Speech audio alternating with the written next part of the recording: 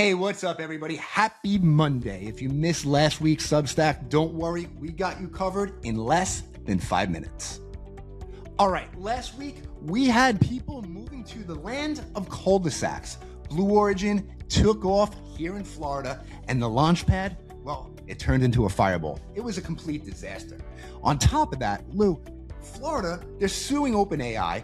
Leonard Paltrow somehow thinks arugula is cheese? But anyway, Lou, at least you channeled your inner Charlton Heston. Yep, totally normal week of the news. Let's get into it. All right, Luigi started last week's blog with the 10 commandments for business owners who actually want to stay in business. Folks, allow me to go biblical for a moment. Business owners get a lot of advice. Some of it is useful, most of it belongs on a coffee mug. So this one is my version of the tablets. 10 rules for owners who want to stay fundable, profitable, organized, and out of the financial wilderness. Clean books, better timing, all of it. So if you want to commit fewer expensive sins in the name of growth, go check it out on the Credit Bank blog. Next up, this should not shock anybody, and I don't even know why we're spending money on it. But the census came out showing, guess what, Lou? America's cities actually aren't growing. Guess what? Between 20 and 2025, the 25 largest cities in the US grew at just 1.3%. But I don't know why this shocks everybody. New York, Boston, and LA? What do they have in common? Well, they lost people on top of a lot of bad governance. Dallas and DC, they were basically flat, but overall, the country grew at 3.1%. Meanwhile, exurbs are booming. These are the places that used to be cornfields. Now they're subdivisions, shopping centers, and 3 different places to buy a $9 smoothie. People want more space, lower prices, and a driveway that does not require a second mortgage. And businesses are following. Downtown offices are shrinking while suburban offices are growing. The middle of nowhere keeps getting closer. Listen, I know somebody on this podcast that caused that decline. And while people are trying to spread out on Earth, Blue Origin is still trying to make leaving Earth a little less complicated. It wasn't great. The rocket named New Glenn actually exploded into a giant fireball, but at least nobody was hurt. The timing, however, couldn't have been worse for NASA. They just picked Blue Origin for a moon base to build upwards of $188 million. And guess what, Lou? They paid that up front. And this contract actually is going to go north of $468 million. Not to mention, Amazon Satellite Network was also betting big on New Glenn launches.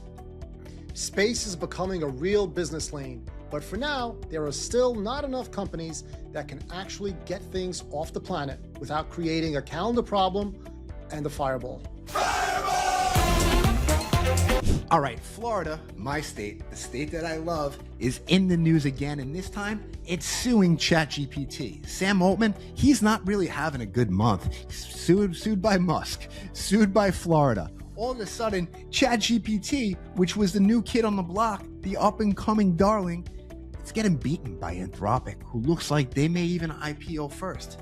ChatGPT, AI, it looks like it's becoming more of a legal liability. But outside of that, Lou, what we actually should be talking about is the amendment that Ron DeSantis was actually able to get passed. And it could mean no property tax for Florida homeowners. Look, we're finally on the ballot.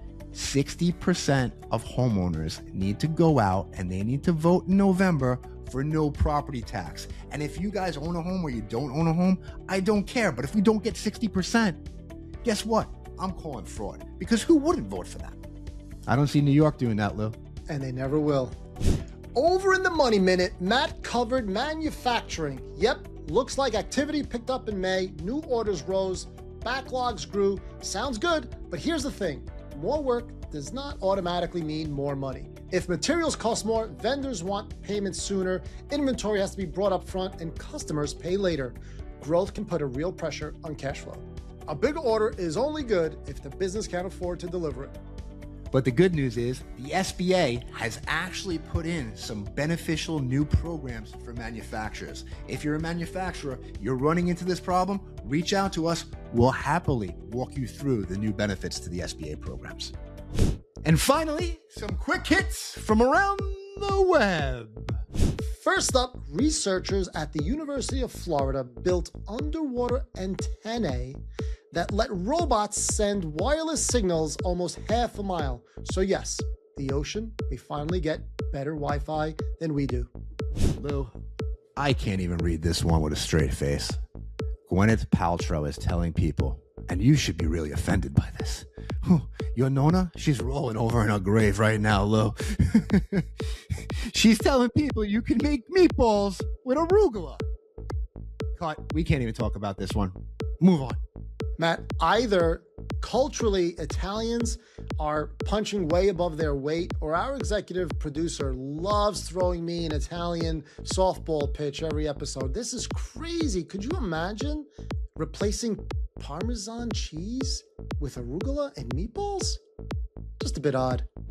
And finally, an Idaho man broke a Guinness World Record by balancing a running chainsaw on his chin for 4 minutes and 1.44 seconds. He says he'll never try it again, which is comforting, and also a reminder of women tend to live longer. And that's the recap. To read the full edition, go over to the weekly on Substack. Otherwise, we'll see you next week.